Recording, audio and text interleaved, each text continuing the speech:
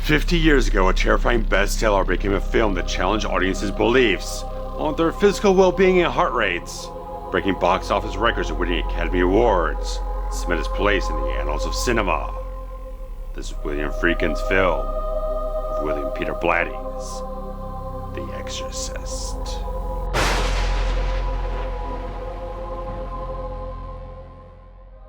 While on an archaeological dig in northern Iraq, elderly Catholic priest Lancaster Marin unearths relics that he fears are powerful omens of a demonic spirit, which he battled years ago in Africa.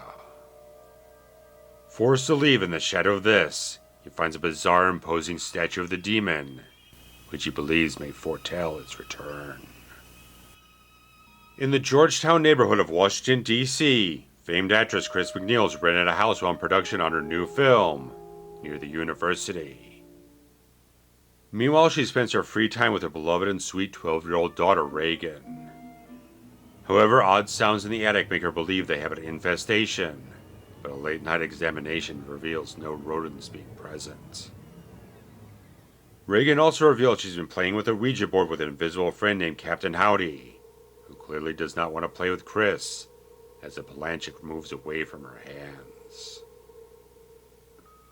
Meanwhile, Father Damien Karras faces a crisis of faith as both a parapsychiatrist and a son fretting for his aging and ailing mother in New York, who eventually gets put into a psychiatric ward by her brother after a turn for the worse. Damien requests reassignment, feeling unfit for his job anymore, and later expels his guilt over his mother to his friend Father Dyer. That night, Karras has a dream of his mother signaling her death, alongside a startling and stark face of evil. At the same time, film director and eccentric drunk Burke Dennings stirs up trouble at a party hosted at Chris McNeil's house, which is also attended by Father Dyer. Later that evening, an ill Reagan makes her way downstairs and urinates on the carpet in front of the guests.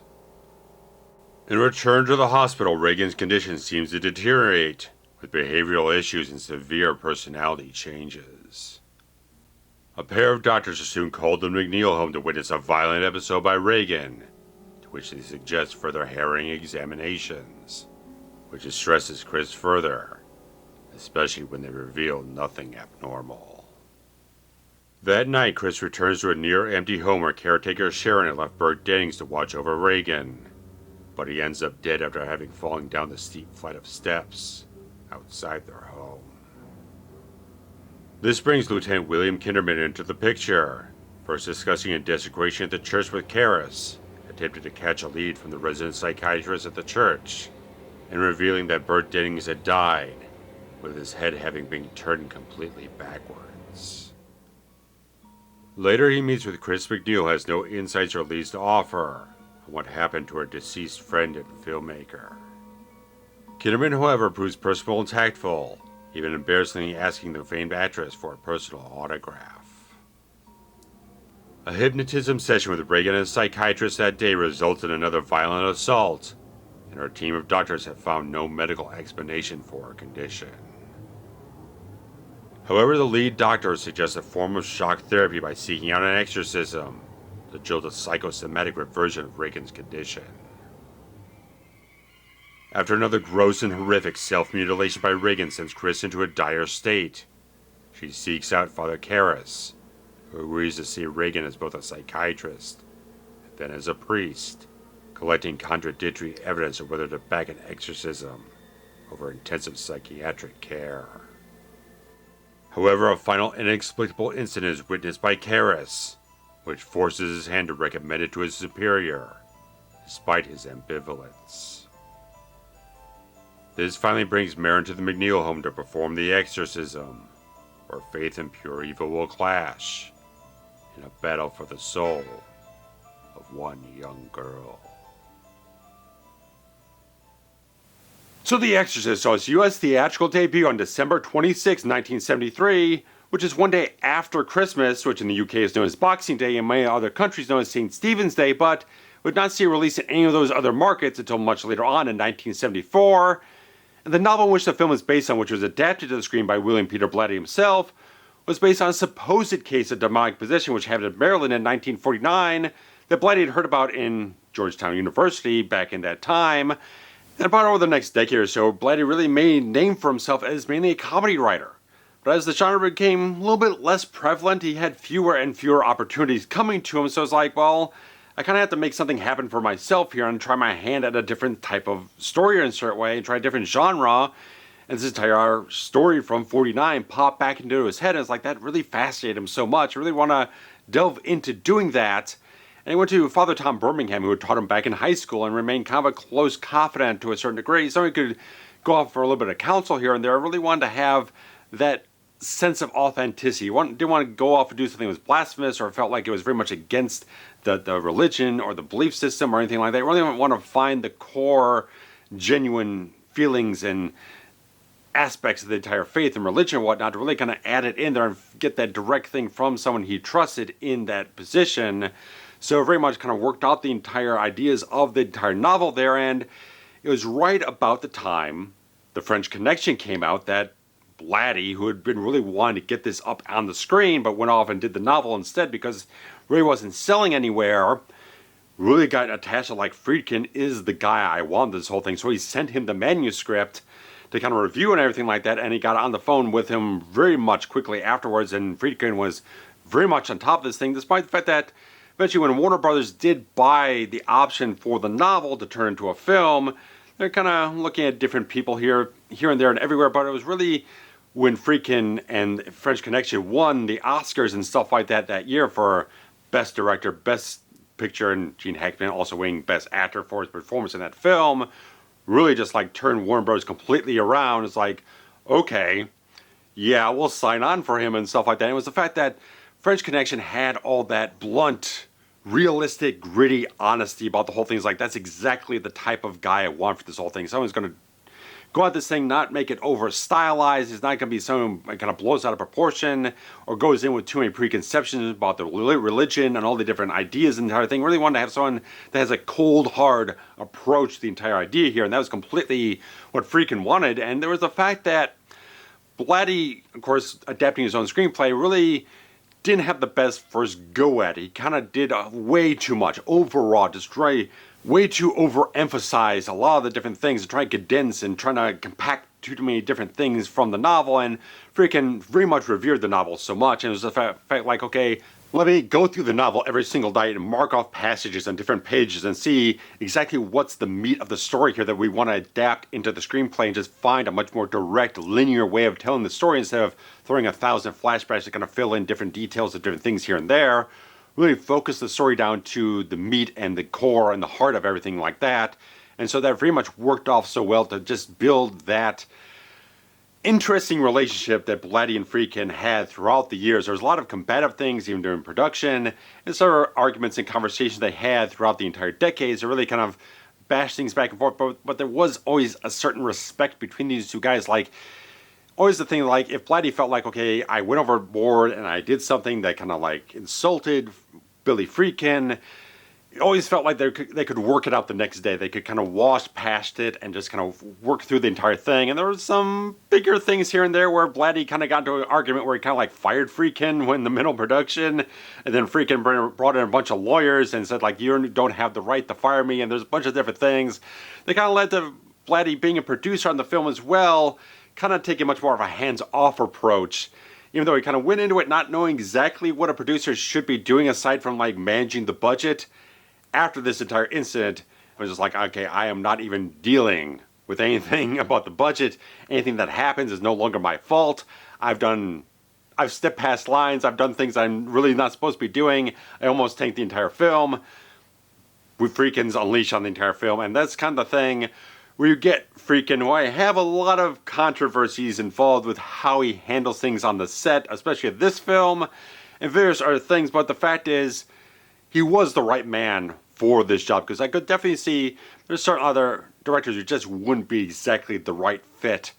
Friedkin was the right fit to have the approach, have the mentalities, have the right attitudes to bring out what he believed as a strong story and all the different elements you brought into that novel and bring up to the screen itself. While the film was originally set with a $4 million budget to be shot over 85 days, Friedkin was such a perfectionist, ambitious, and innovative filmmaker that he needed to be on this film especially. The Thing really did blow up to a certain degree. The Thing blew up 3 times its budget to over $12 million, which, adjusted for inflation to 2023 dollars, is about $83 million. Imagine this film costing that much today. That's a big type of thing. That's a lot of money in that type of time to pour into a film like this. And the thing blew up from 85 days to over 200 days. And there's just a lot of things where you got the entire, especially when you get to like the climax of the entire film, where they have the refrigerated set, where they had to bring in like 4 different air conditioning units that kind of cooled the entire set down overnight, because back then there was no special effects you could do to get the cold breath and the vapor going off on screen. You had to do it practically. And the fact of the matter is, well, once you start putting up the lights and stuff like that and moving people around, the set starts warming up and they have to cool things back down. This took forever. Days, weeks, whatever the hell it was. It just took forever to shoot the entire sequence, the entire film. And that's money. That's burning a lot of money and stuff like that. And there's just like a lot of things where they're doing a lot of special effects in the entire film with different rigs and various other things that are just very time consuming to achieve. And just the fact that Friedkin was very much a guy who really wanted to nail things exactly the way he wanted to, and with a lot of the combative things going on in that regard, and some other things happening here and there, it just created a very long shoot that was very rigorous and very daunting and very physically demanding to a lot of people here.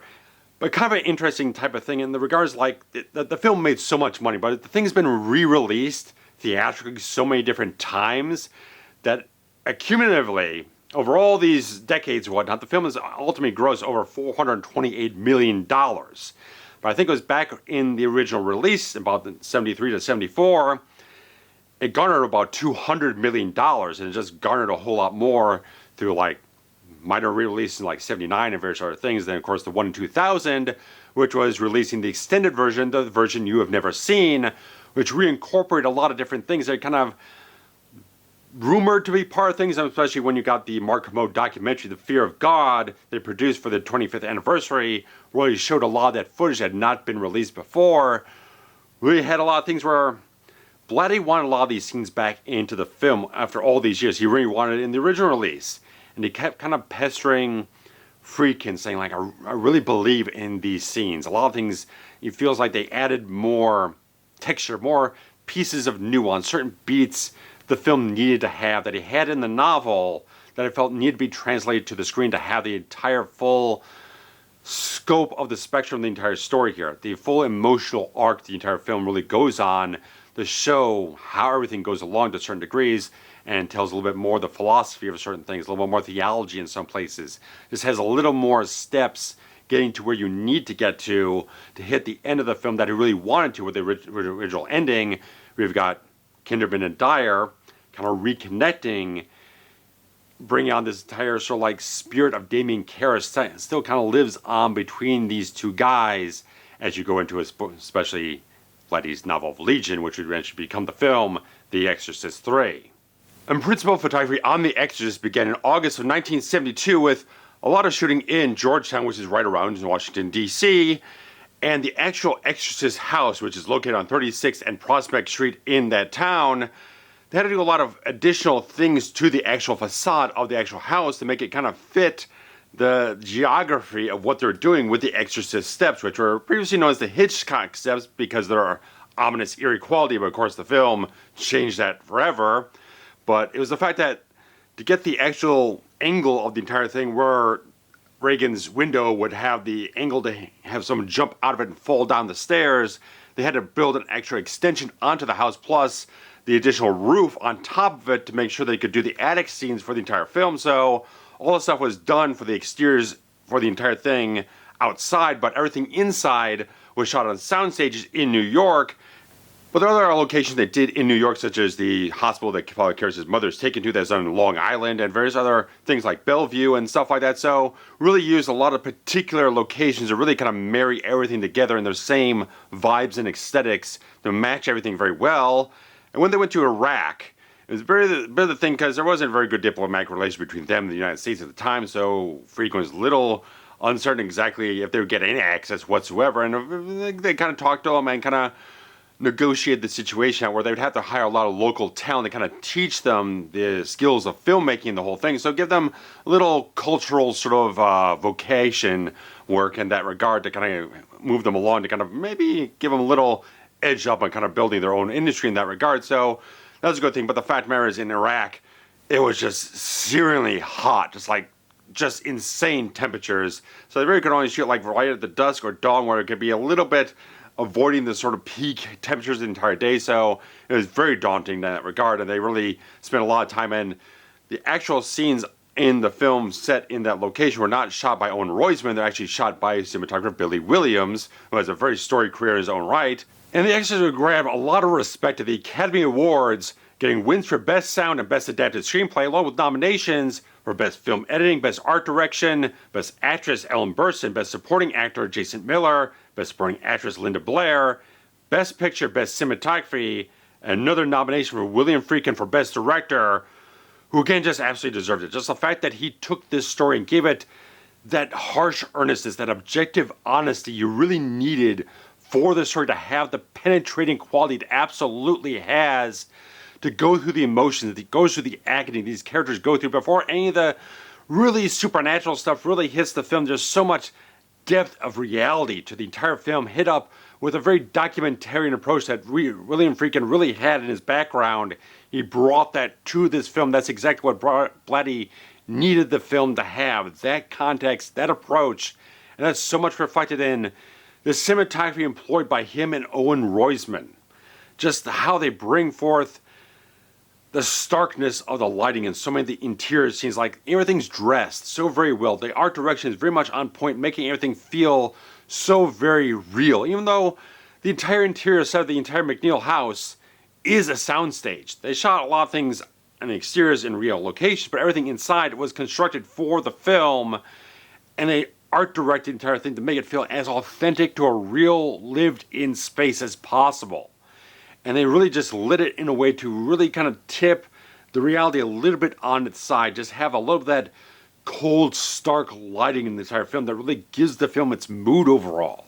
From the lighting, the film stock they used, the way the film is presented so much, just having that autumn atmosphere in the entire film of Georgetown has a certain cozy atmosphere, but you can still turn it towards more of an ominous sensibility. And it is darker, more gray in certain places here. It really kind of evokes a certain mood, the entire film, that is very much foreboding to such a great degree. Everything to do with cinematography just has a great sensibility, and just the fact that the entire film really just has a lot of great lockdown shots. A lot of great imagery in that regard. Just have a very strong, static image that just composes the entire frame very beautifully and just very strongly. It just impacts you so much when you see these different images in the entire film. It really just tells the story so much. It gives that grounded gravitas the entire film absolutely needs. It really just grabs you so much. How this film keeps hitting off iconic image after iconic image to really tell the story in so many great ways on such a visual level. Friedkin knows the entire film language is so visual, but he knows so much about the sound as well. So like the sound in the entire film is absolutely incredible. Just like the soundscape he brought to the entire film with the Foley artists he had employed in the whole thing to create all the different sounds for all the creaking, cracking, whether it's the stuff in the attic or the interesting little things going on in Reagan's bedroom, all the little things happening. They're just a little bit creepy and off kilter, whatnot. Just like the sound is so powerful in the entire film. We're going off in Iraq and get all the sounds of the guys on the blacksmiths and stuff like that, pounding the iron and whatnot. It's just this sonic soundscape that just penetrates your ears or whatnot, that really creates an entire experience in the entire film that is so much half the experience overall. Just like everything that people really kind of responded to so strongly back in the day. A lot of the stuff that people were very much disturbed by so much really wasn't the stuff in the third act of the entire film. It was all that sound design. When you have Reagan going through all the mechanical, medical tests and stuff like that, just like it was so intense type of things that just punch at the audience, people just had to react to it. And various sort of things, especially when you have much with the visuals and everything, where the blood's coming out with the angiogram, it disturbs me too. Just like all these little things, just they're so absolutely real, and the visuals and the sound together just create such a impact on the audience. It just really resonates so very well. And there very much is an issue in terms of the color grading applied to the film, because In 1988, the 25th anniversary release of the film on VHS, DVD, and Laserdisc, the entire exorcism scene in Reagan's room in the third act of the entire film took on this much more bluer color tone. And that's persisted over the years, where there might slight variations in terms of how much and how little, but it's maintained this sort of blue color tone all the way up to the recent 4K release. Now, this was not present in the prior releases to that release in the 25th anniversary, where the entire scene had a much more of a naturalistic tone. The 1997 DVD very much reflects this in widescreen and full screen formats, where there is a interview with cinematographer Owen Roizman with the American Society of Cinematographers on their website, explaining the fact that the entire film, especially these scenes where they're in constructed set designed exactly the way they wanted it to for the entire look of the entire film, they didn't have to do much work in the lab for this type of stuff. They actually designed the entire thing to be as sparse with lighting as possible, sparse with color, having the entire walls covered in taupe sort of paint or wallpaper in a certain way, and just have the entire thing designed much more monochromatic. So anything that'd be kind of a variation would maybe the purple sash around Father Marin, or the skin tones of the actors a certain way. So there's very much almost a monochromatic entire scene they're entirely designing the thing towards. But since 1988, the entire thing has taken on a completely different look and complexion, which has been highly debated. But the fact is, there's a lot of evidence to the fact that that is not the original way the entire film was intended to be seen. Now, Owen Roizman has been involved with the Blu-ray master. He approved the entire color grading, the entire thing with William Friedkin. Even though it might be revisionist, as you get the 2000 release with the version you've never seen, which adds more scenes to it, kind of takes a new context. In certain places here and there, they have a new sound mix in certain places, so there's certain things being changed. But when you're also presenting on other releases later on, the original theatrical version still reflects the aesthetics of the new version, which has been dubbed the extended director's cut.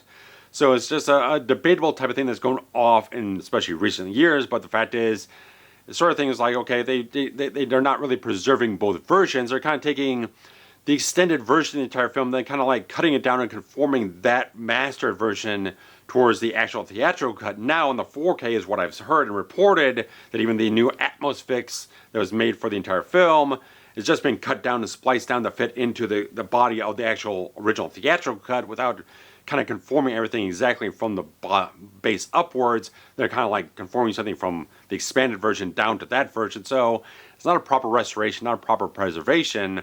Even the film Terror in the Aisles from the early 80s, which is kind of a compilation, sort of a retrospective of all the horror films that have been very much prevalent and very much notable at that point in time, does present footage from The Exorcist and available in HD off the Blu-ray, very much reflecting that sort of color grading mentality, that color timing whatnot that was put into that sort of interview from Owen Roizman. So whether the actual source is exactly in question or whatnot from that footage, whether it's a interpositive or answer print or something else like that, it was less likely that would be the original negative, probably from something that was struck much more for the theatrical print, like the interpositive or something else like that. So it's just an interesting type of thing that this is persisted over like half the lifespan of the entire film, where it was kind of presented in a certain way, and now it's kind of changed over to a different aesthetic because Friedkin has been, as he's passed on now, we don't want to say too many things about that regard where he can't defend himself, but the fact is, the entire legacy of the French Connection having two remastered versions on Blu-ray, because he decided to completely alter the color scheme of the entire film for the original Blu-ray, where they had to go back and remaster the entire thing to address all the concerns and the controversies that people brought up regarding the first Blu-ray. So not unlike Friedkin to go in and do some tinkering and tampering and kind of change things to his current aesthetics instead of preserving what he had done back in the day. And then, of course, is the entire topic of the sort of Exorcist curse, the entire random series of fairly unsettling and somewhat eerie events that went down over the course of production, where actor Max von Sydow had a very kind of pragmatic approach to how everything went down in this whole thing, because he's from a Protestant background, where the devil's kind of the butt of the jokes in their lore. He's not a serious figure. Of course, if you don't believe in the devil, you don't really believe in curses, so it's pretty much the entire perspective he has, like, okay, the fact this thing went on for so many long months, it's kind of easy for a lot of random things to just kind of transpire over the course of time. Life just keeps on happening, and so weird things are going to happen on different sets and different people's lives and stuff like that. You can kind of superstitiously sort of attribute to the fact that they're dealing with this entire film, what the subject matter is dealing with, and kind of piece the entire aura of what's happening on top of all these events where his own brother died during production. The actors who portrayed Father Karras' mother died during production. Jack McGowan portrayed Burke Dennings. He died shortly after he finished filming all his scenes. There was another crew member a family member also passed away. There was a sort of mysterious fire that, where they say in the Fear of God documentary, there was no known cause for it, but apparently some other sources were saying like it was like a bird kind of rammed into sort of like a electrical box or something else like that during the set when there was no one else around. And various other little things kind of happened where like Jason Miller encountered this entire priest who gave him some very astute advice about dealing with something that would be exposing the devil for the trickster that he is. Then a couple days later, Jason Miller walks past a funeral that ends up being for that actual priest he met a few days before that. Various other little things that just seem to have a certain eerie context when you're dealing with a film that's dealing with the devil and supernatural things and possession and faith and religion and stuff like that, touching on very hard topics in that regard, dealing with the seriousness they're dealing with it. So that kind of seeped into the sort of ominous quality of what they're doing on set and various other things. And Friedkin kind of contacted Father Birmingham to kind of like, oh, I want you to come in and exercise the set. And he's like, that's going to be that's a little past the bounds of what I think should do here to kind of ease tension. So he kind of like, okay, I can come down and kind of like bless the set, kind of do something that's religious to kind of ease some minds in some ways that's not too over dramatic in a certain way. And since it's been about 50 years since the film was actually made, there have been a number of other people involved in the entire film that have passed away through non-suspicious circumstances, such as Lee J. Cobb, Jason Miller, William Peter Blatty, and of course recently William Friedkin. So not everything inverse in these people's lives can be attributed to supernatural superstitions connected to the entire film. But there was the entire thing that a couple years after this, the guy who actually portrayed the radiologist in The Exorcist, who was actually a real radiologist at the time, was convicted of very serious capital crime and spent over 20 years in prison. So weird type of stuff. Just the fact that people are involved with certain things and they went off and did certain other things and people's lives intersected in certain places and they just happen to have a very long production where a lot of things just happened that people just attribute to a larger aura and ominousness about the entire production, entire film, attributed to the entire subject matter they're dealing with. But now moving straight on into the entire cast of the whole film here, the fact that Friedkin really wanted to find like real actors. They want to find like the big movie stars to get the big attention, stuff like that. It's people who would be larger than the entire film. You want to find people who had the acting qualities to reflect what he was putting into the entire film with the realism, the sort of texture and the quality and just the depth of emotion, stuff like that. The stuff that could really wrench out your heart and really get you deep into the substance of these characters. And starting with Ellen Burstyn, just the fact that she absolutely earned that nomination for Best Actress. She's incredible in this entire film. Just magnificent stuff she's putting the entire character through of Chris MacNeil. Just starts out with the entire relationship between her and Regan. And I love that the fact that they take those couple of scenes to establish that relationship. The fact that the husband, the father, whatnot, he's kind of separated out of the entire lives to a certain degree, and he's kind of absconded and abandoned them to a certain degree. It's just the two of them. You can feel so much that Regan brings so much purpose to Chris's life. She does all this stuff so much because she loves this daughter of hers. And she just kind of hinges so much of her life, so much on that joy that she gets being with her. And the fact that even when it got the entire thing early on, before the weird stuff starts happening, when it's Regan's birthday and she's on the phone internationally trying to get a hold of the goddamn friggin' father and she can't get through and she's fighting so desperately, so intense just to get that because this daughter deserves that sort of love and care and attention, that respect, and she wants to get a little piece of that from him and she can't get it through this guy. So that sets the stage entirely for exactly where these characters go through the entire rest of the entire film. Once everything starts going adverse with Regan, Chris is just so wrought with the agony and the pain and everything like that. Just everything, she just seeps through her being. Every time there's another heart-wrenching turn that takes when she's got to deal with the doctors and the medical tests and stuff like that. You could just feel it so real, so deeply on screen. Everything she puts herself through for this performance, it's so intense. It's so just, it pulls right into your soul and whatnot. You feel for every single time she has to take on another burden entire thing, face another roadblock, another hard decision, another thing that's just like, I just want an answer. I just want something. I just want to grab onto my daughter and fix whatever the hell is going on, and she can't do anything. You feel that so deeply for every moment she puts herself through in the whole thing, and just everything she goes through in the entire film is just magnificently well put together. And of course, there's the adverse things that she was put through as well. Friedkin's a maniac, from her own words. The fact that he did some very unsafe things that would not fly anywhere close to today. That he would put certain actors in certain peril, fire off blank rounds next to certain actors like Jason Miller. He was very objectionable about the entire thing. Burstyn, she got put in this entire situation where it's supposed to be Reagan backhands her and she's supposed to be pulled by the entire stunt coordinator or something else like that, rammed onto the entire floor. And after the first one where she felt like the guy was pulling her just a little too hard, she requested that they kind of ease off the whole thing, and the fact that there was no pads, there was no safety precautions, nothing in that regard whatsoever. Kind of Friedkin kind of went behind her back and told the guy to really give it to her this time. And she, apparently from her own words, she fractured her coccyx. She was on crutches for most of the entire shoot, and she had pretty much lasting chronic injuries from that entire thing. And Linda Blair had a similar thing where one of the harnesses, where she was supposed to be flip-flop back and forth, up and down across the bed, that got loose and things were happening. And she ended up having back problems as well over the years.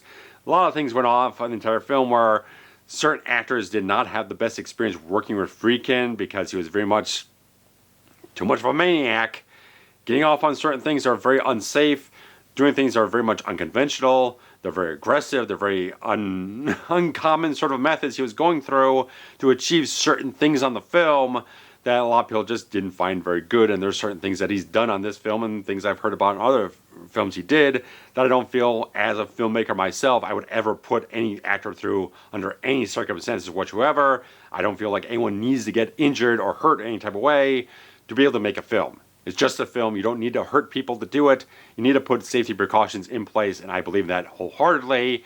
But Burstyn is just a tour de force in the entire film. Just like I can't even imagine the exhaustive nature of what she put herself through to elicit these emotional reactions time after time, scene after scene, putting her through just a world of just emotional turmoil throughout the entire course of filming these scenes.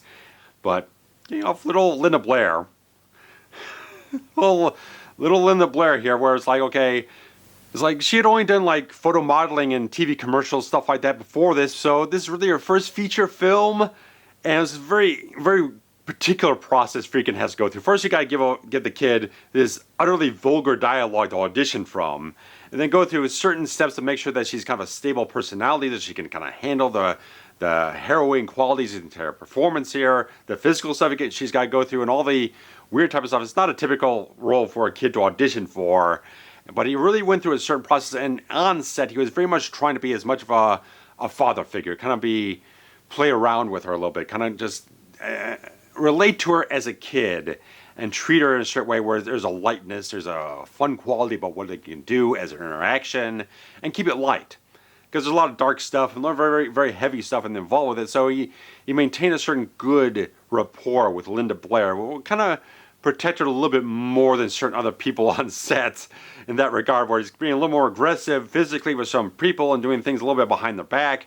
He was being a little bit more protective of Linda in a certain way to make sure that she was taken care of to the most part, even though she's in this refrigerated set with not a whole lot of coverings on to really deal with that type of thing. But various other things just go off where it's just like, again, she starts out holding herself in a very mature type of way. Even though she's playing this very joyful child on screen, you can still feel that sort of way of an actor knows how to carry themselves and kind of move through the entire scene and build that chemistry with Ellen Burstyn and stuff like that. Really feel that sensibility of a very special performer here. You can feel that so much, which what she's doing earlier in the film. Then once things take that big turn and get a lot more vulgar, a lot more violent, and very, very much off on a different personality in that regard, she really does nail it. And though you've got a different voice actress in terms of Mercedes McCambridge doing some wild stuff in the freaking audio booth, sucking down raw eggs and smoking stuff and alcohol and getting strapped up and doing weird type of things.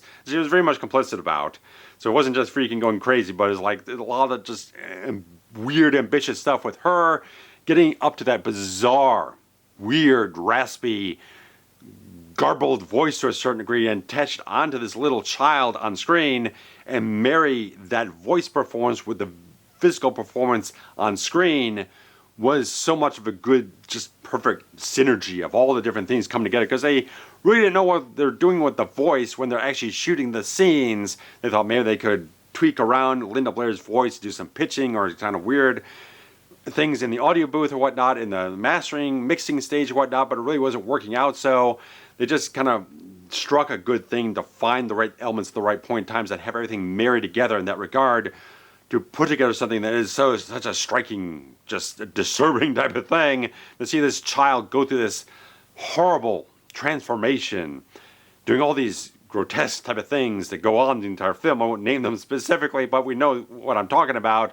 and various other things like that, on top of the makeup work done by Dick Smith to really transform her face into this self-mutilated sort of thing where there's cracked lips and various other things going on, the whole thing where the skin tone's taking this sort of kind of pale greenish type of thing going on, is very much this weird gnarly type of thing going on. So it's like everything they did to transform her, which did require a lot of endurance on her part. And of course there was Eileen Dietz, who actually was her stand-in, who did wear the makeup at certain points in time and was involved with certain sequences such as the vomiting and stuff like that here and there, and certain other points where she had a much stronger backhand or whatnot to kind of be more convincing when they're dealing with a shot with the doctor or Ellen Burstyn or something else like that. So she did work in certain places, and she was the face of the demon itself.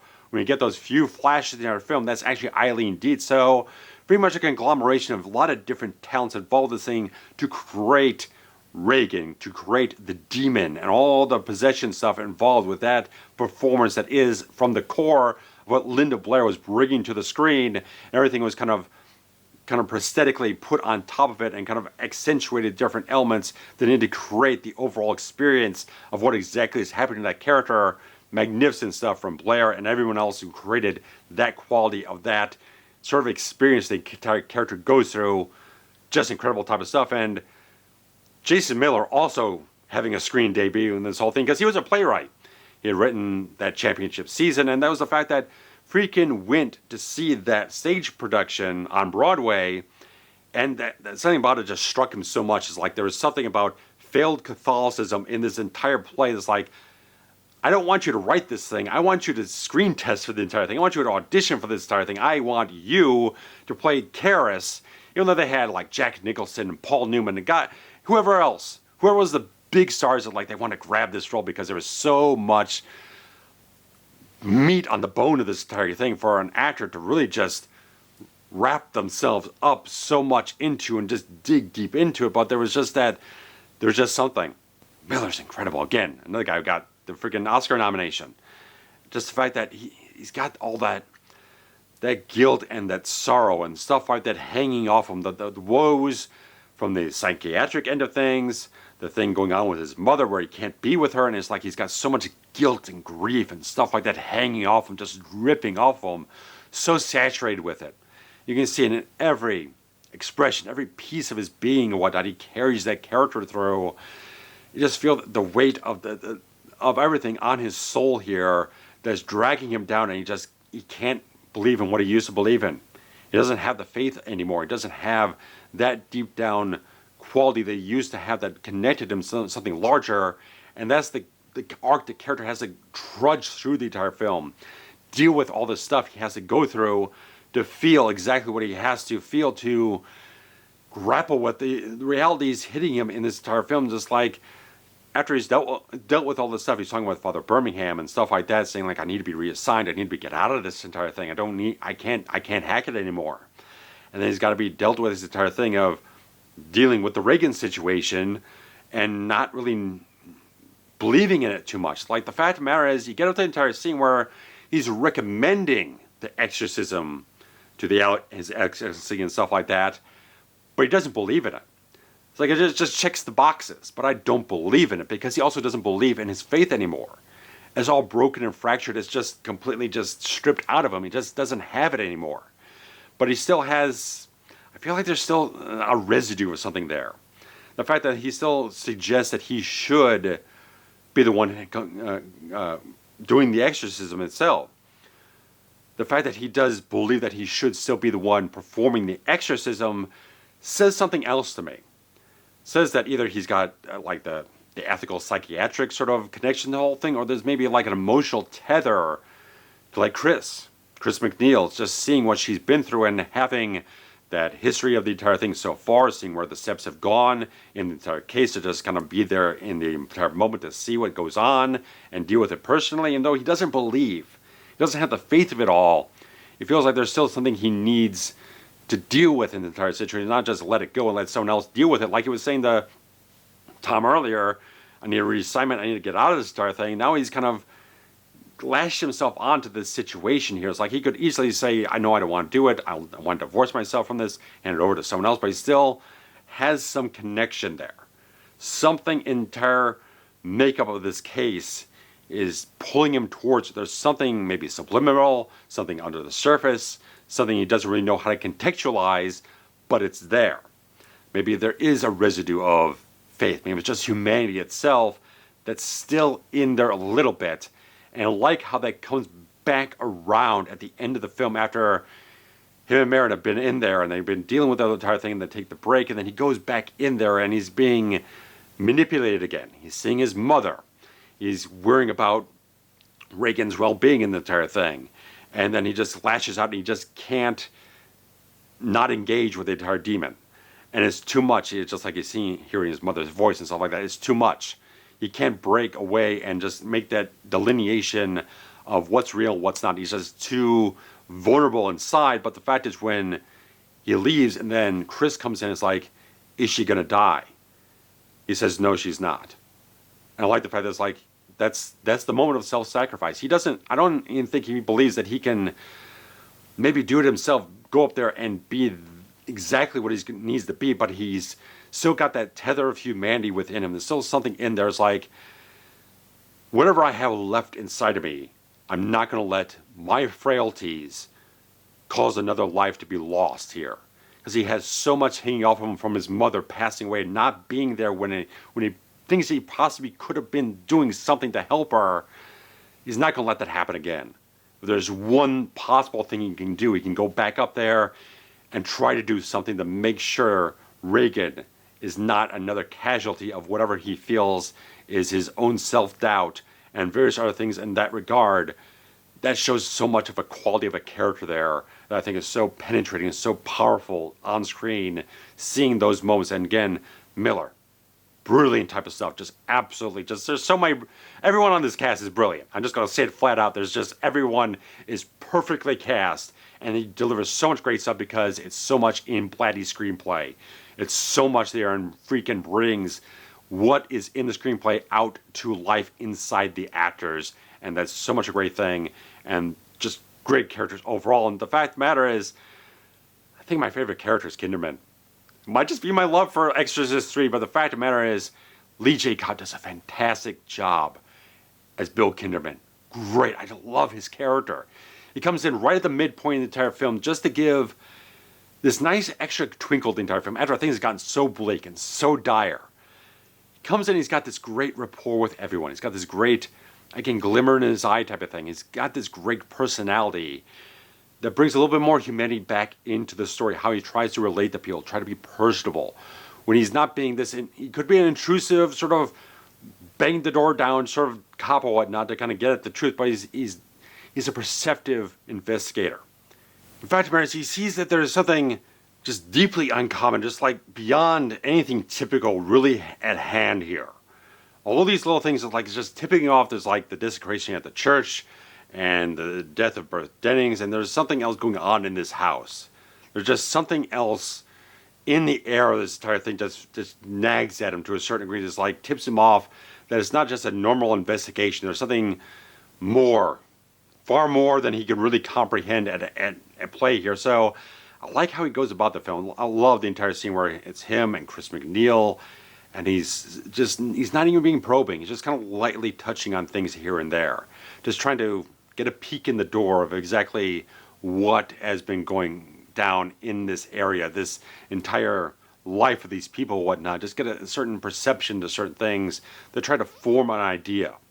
And even the fact that there's a moment where he gets up from the table and he's kind of mulling around or whatnot, and she kind of like, oh, do you want another coffee or whatnot? It was almost like a prompt of like, oh, him to be humble or whatnot, and kind of pass off. Then he says, no, I'd like another. And there's like, she just stands up with this really grim sort of things like, man, I just want this guy out of here, just so I just need peace. I just need to be alone. I just need to not be in this moment right now. But he still maintains that wonderful, light, personal quality when he's asking for the autograph and stuff like that, and complimenting her on the film she made and stuff like that. Just a wonderful character. It's an absolutely wonderful character. I love the fact that he maintains that non-intrusive quality throughout the entire film, where he's kind of looking at the McNeil house, kind of watching things, kind of observing things. When he goes in at the end of the film, and Kara throws himself out the window with the self-sacrifice and stuff like that, and he kind of goes in, he's just kind of observing what's happening here, but he's not interrogating anyone. He doesn't go on and tries to deconstruct what happened here. He kind of realizes something much larger than himself, larger than anyone else involved in the entire thing, has really happened here. And just like, I feel like I can just move on, just close the book and realize there's something just more at play here than I really have any right to intrude myself onto. I can just write this off, end the entire thing, walk away.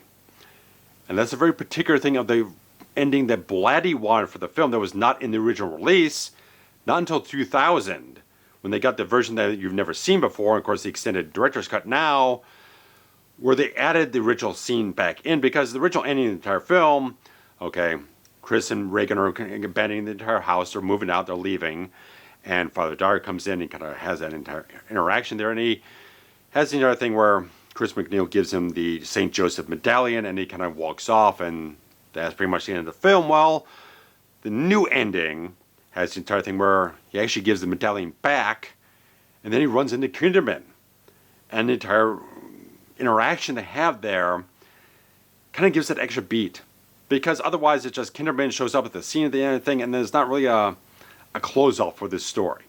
Close-off for his character to a certain degree, to see the next beat, to see him really move on to the next thing and leave this behind him like so many other people are trying to do here. Him sparking out that entire relationship there with Father Dyer gives it extra beats, showing the next day will happen and things will be all right. And that's what Blatty really wanted to show in the entire film that really was missing from the original film. There was more kind of an implied thing that Friedkin felt was in the film, but never really directly stated.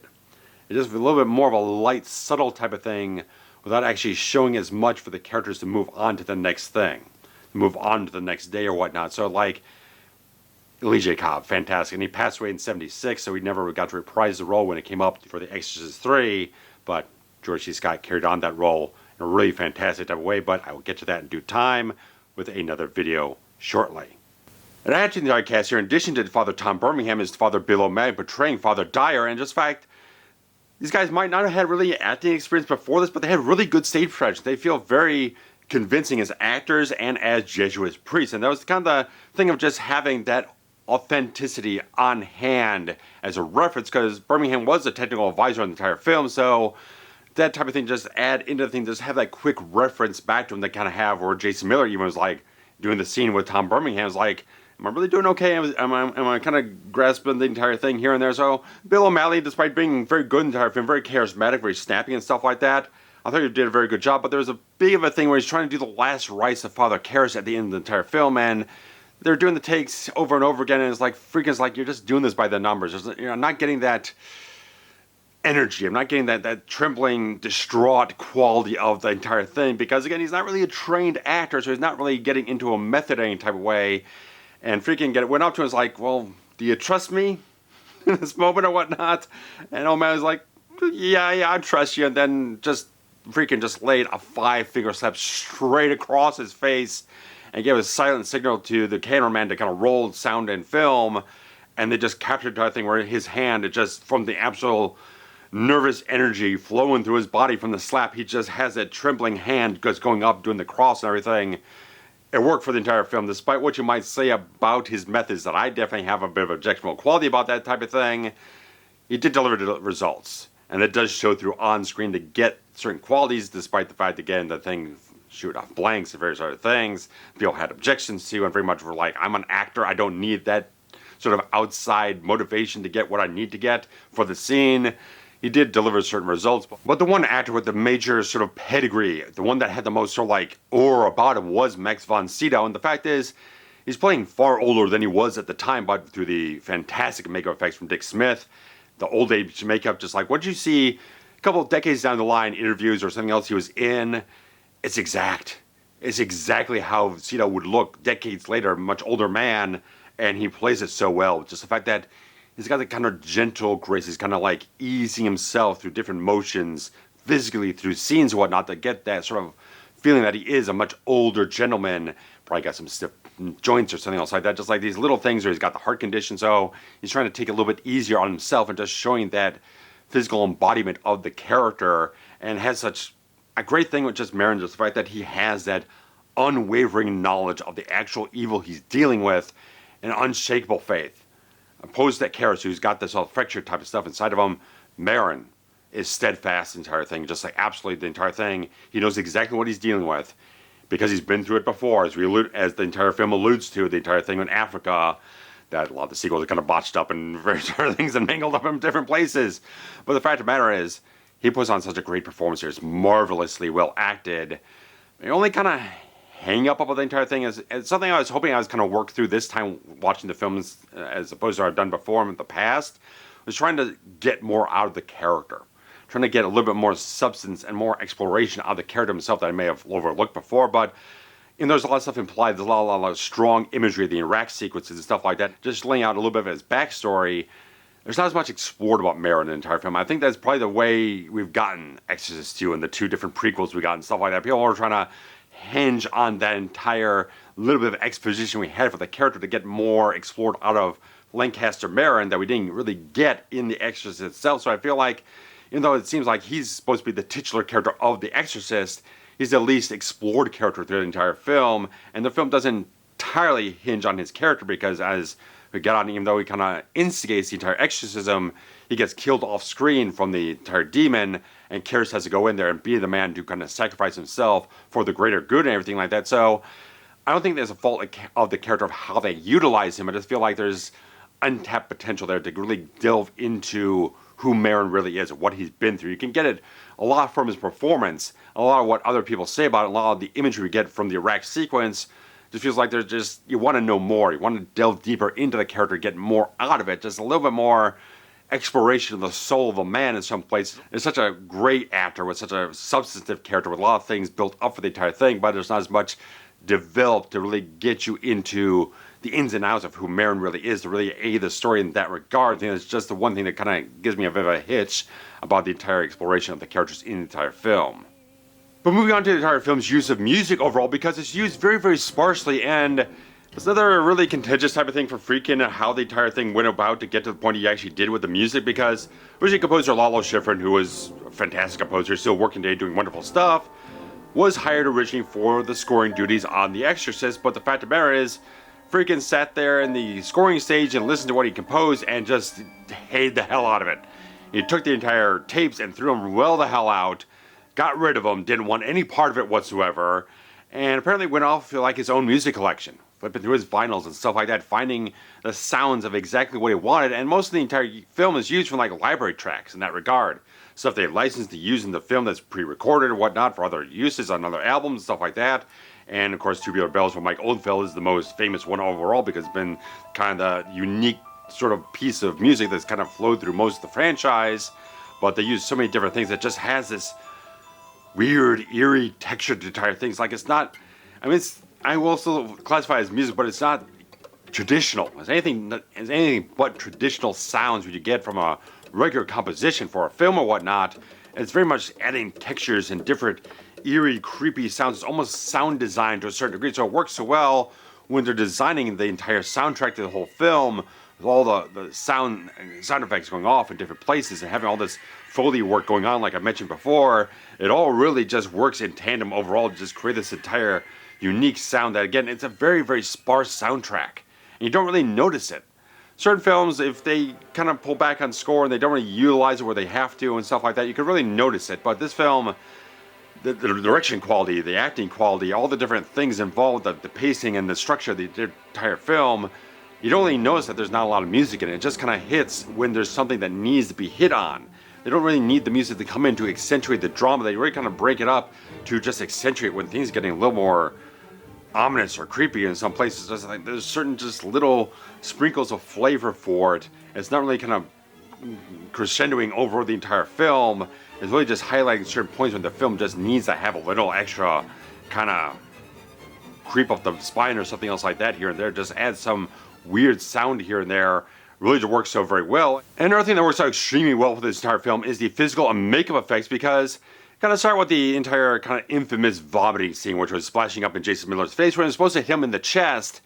And that happened because the entire set had really cooled down because of refrigeration and stuff like that. And so the special effects guy felt like, oh, well, the density, entire thing's kind of condensed and whatnot. So I kind of adjust the thing to kind of aim it higher so it kind of has a little bit more hang time.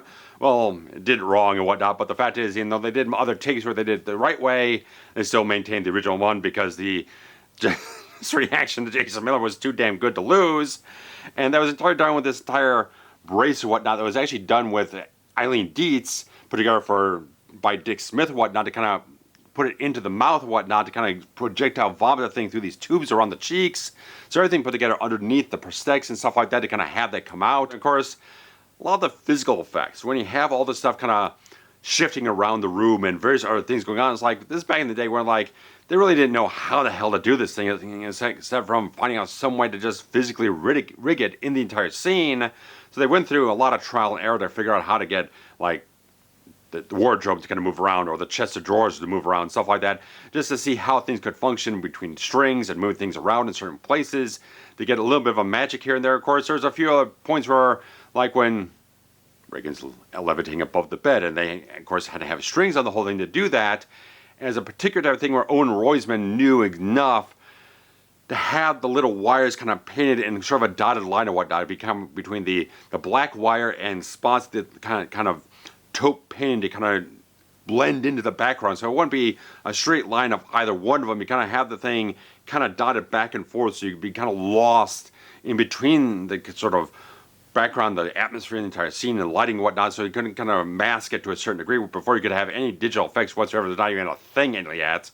So interesting type of things how they did that. And of course, when they did the spider walk sequence, originally part of the reason it got removed is because they really couldn't figure out how to hide the wires overall. You know, they probably might have tried the same sort of process in that regard. When you watch the footage from the Fear of God documentary, you can definitely see those wires are definitely present in the raw footage, and they really just felt like it didn't quite work. And certainly later on, Friedkin was kind of like, I'm not entirely certain how to transition from the news of Burstyn's death into this other horror sequence that tags on right after that. They really couldn't find the ebb and flow between the editing and stuff like that to make it work, and ultimately lost it until the 2000 release and whatnot. So it's an interesting sequence where, again, there was two different versions. The one scene in the documentary shows off, again, Reagan coming down the stairs upside down backwards like a spider walk, but then flipping over and having this sort of like weird slurping tongue type of motion and kind of crawls along the floor and whatnot. But the one in the final extended version of the entire film is her just gushing out all this blood through the entire mouth, and it cuts out into a hard cut into black or whatnot. So interesting type of thing to see which one kind of functioned better and how they kind of were trying different things for that sequence to see how it fit. It still comes off a very intense sequence added into the extended cut of the film that really just adds an additional frightening punctuation to the entire sequence there in the middle of the film there. And of course, the entire head spinning effect was done through just a simple animatronic stand-in for Linda Blair, and it was very, very convincing back in the day because a lot of people just didn't know as much about special effects back then, so they weren't really savvy about how the hell did you actually achieve this entire thing. It's just so realistic. And some places it kind of still now shows that it's maybe a little bit dull here and there some places, but particular how they actually use it, because obviously the head spin effect when Chris is in the room is very much a telltale thing towards Burke Dennings, where she doesn't know that Burke's head got turned all the way around. That's the only thing that Kinderman and Karras know. And so it's a very interesting type of thing how they show that, but they particularly didn't want to show the head going all the way around in one shot. They always wanted to cut back and forth to at least allow some ambiguity about what is actually happening. Or sometimes maybe it's subjective. Maybe it's what Chris is seeing and not what's actually happening. Maybe it's what Karras and Mariner think they're seeing, but it's not actually happening.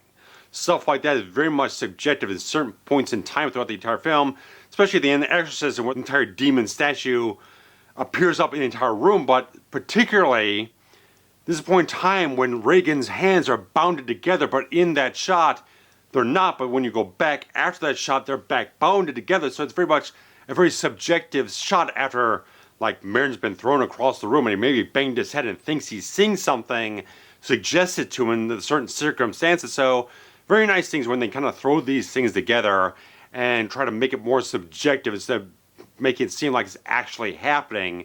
Maybe could have done a little bit better job in that type of way to make a little bit more ambiguity on the entire thing in that regard, but interesting stuff. And also, the big stunt in the entire film, when they're falling down the steps after Karras throws himself through the entire window for the sacrifice to kill the demon, get rid of the demon out of Regan and stuff like that.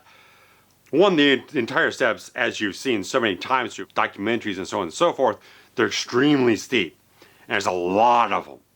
And the fact is, special effects guy had to take all this kind of like very thin rubber matting and place it on every single step just to give a little bit of something.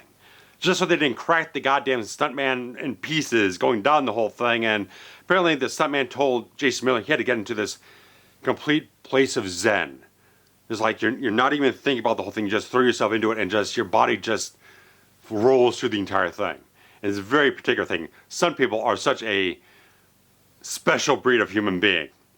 Just the way they can go into these things, throw them into these dangerous, harrowing, painful situations, they can just put themselves in a very strong psychological state to make themselves do these insane type of things. And the fact is, it's one of the most impressive pieces of the entire film. Just physically, it's so intense. And then that regard, that entire sequence, they're going down to the bottom of the steps. Great type of stuff. All the effects in the entire film are really innovative, really pushing the envelope and doing a lot of interesting things to achieve a very particular vision for this film overall. And in this entire video, I've barely even touched upon the actual horror elements of The Exorcist, and I have a very interesting progression in the entire film because, of course, I kind of seen it on DVD in the late 90s and whatnot, but it was really when I saw the theatrical re-release, the extended version in 2000 in the theater. Getting that maximized experience about the entire film, it affected me very strongly. The fact that I was sitting there in the theater, I can't tell you exactly what sequences it was, but I was paralyzed with fear, unable to run out of the theater despite the fact I really wanted to. I remember that feeling exactly for the entire film, but I've never recaptured that entire feeling for it.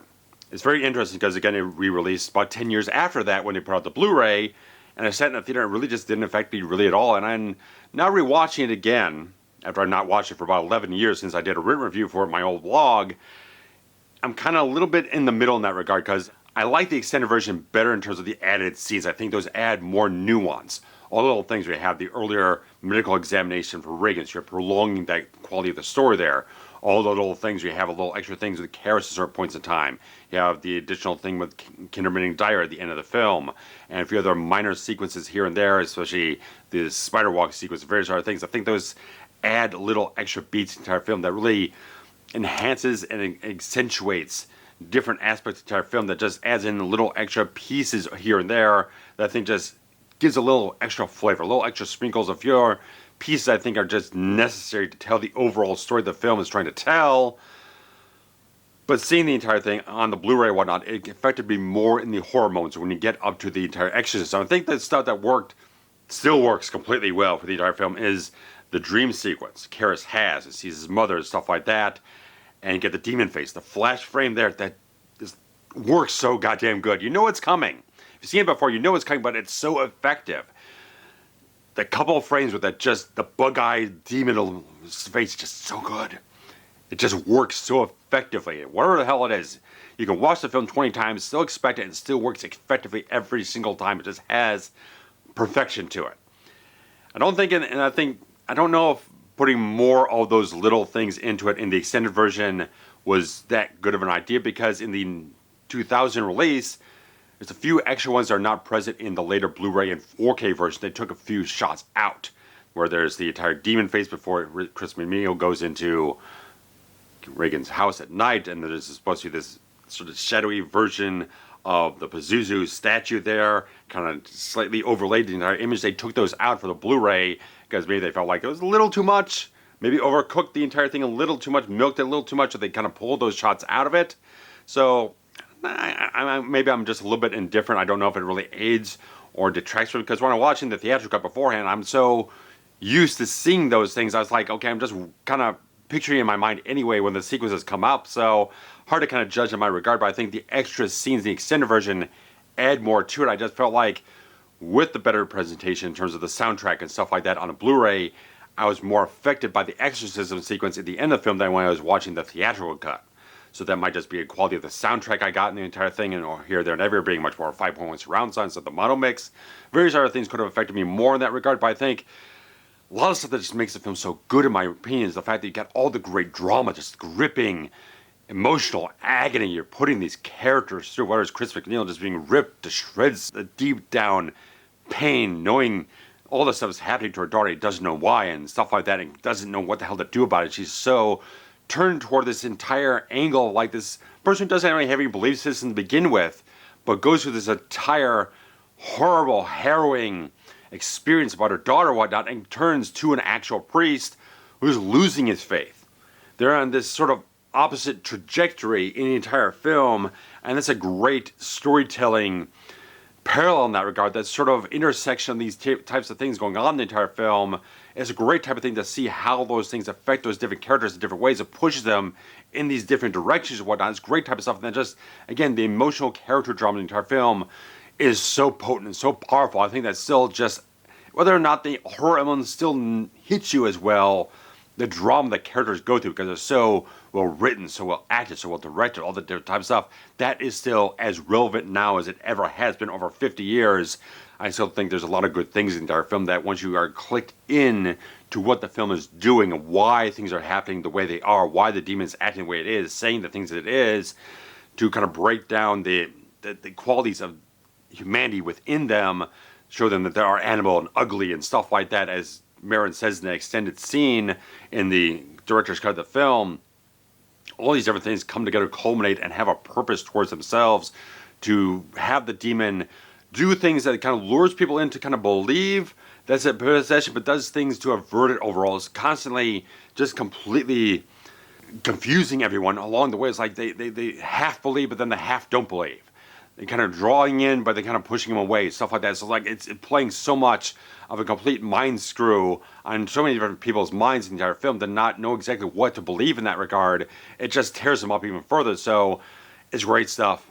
It's great stuff how all that stuff is put together with the deception of the demon and stuff like that, and how you've got this steadfast type of character of Marin coming in. The entire film's like he knows he's been through the entire thing months on end, doing the other exorcism against his exact same demon, knows exactly how it works. You need to not engage with it, not believe what it says, not do any of this stuff that is trying to bat you around and deceive you and kind of break you down and whatnot. You have to be completely razor focused on exactly what needs to be done here and kind of block all the other stuff out, because that's exactly what it's been trying to do this entire time. Throw up deceptions, break you down, throw all these different things into question, have you disbelieve everything that you have believed in before. It's great type of stuff how Blatty wrote all that type of stuff and wove all the character stuff in with all this fantastical type of demonic possession type of stuff. It's really extremely well written. He deserved that adapted screenplay Oscar 100%. He did a fantastic job to create that thing, along with Friedkin's input. They kind of melded all the stuff from the original screenplay that was too overwrought and just didn't work overall, didn't function, and streamlined the entire story down to exactly what it needed to be for the film. So I think The Exorcist is still a classic, even though, like I said, I don't think it's ever going to give me the exact same reaction it did back in 2000, sitting in the theater, just being frightened to living shit of it. I've just probably just had my horror sort of tolerance or whatnot built up through a lot of different things over the years that still do have an effect on me, but never quite the same effect that film did. I don't think I've ever had quite the same reaction to any other horror film I've ever sat through, whether in a theater, at home, anything like that. quite the same reaction that film gave me in 2000. So it's still something to give towards the credit of this film, even though it doesn't quite give me that same reaction to this day. There's still a lot of great other things in the entire film that are completely blockbuster, completely incredible, and just an absolute masterpiece of brilliance in terms of everything that's put into it. More things I could say I really can't figure out at this point in time because it's an extremely long video. It's taking a lot of time to actually shoot this thing, get everything compiled and compacted and kind of figured out. So hopefully this thing has been satisfying for you, and you can post your comments about The Exorcist below, what your feelings are, what your experiences are with the entire film, which version you really do prefer. But let me know all that stuff down below in the comments, guys. I know there's like a million other things I could talk about this thing and have it be hours longer, but I think I've covered everything that I feel is absolutely pertinent to the legacy of this entire film. And eventually I will get to a brand new redone review of The Exorcist 3 once I've gone through the audiobook and getting all the research put together. But I'm going to take a little bit of a break after this, do something a little easier, and then wrap back around to it by the end of October. So guys, thank you extremely much. There's always the Patreon to contribute to something every month. You can always hit up the Super Thanks feature to contribute directly to YouTube. And of course, likes, the comments, subscribes, hitting the notification bell to make sure you get notified anytime I upload anything on the channel. All that type of stuff extremely helps out to feed the algorithm, make this channel a success, and have everyone keep coming back and interacting more and stuff like that. So guys, thank you so extremely much. Thanks much. Take care. Bye-bye.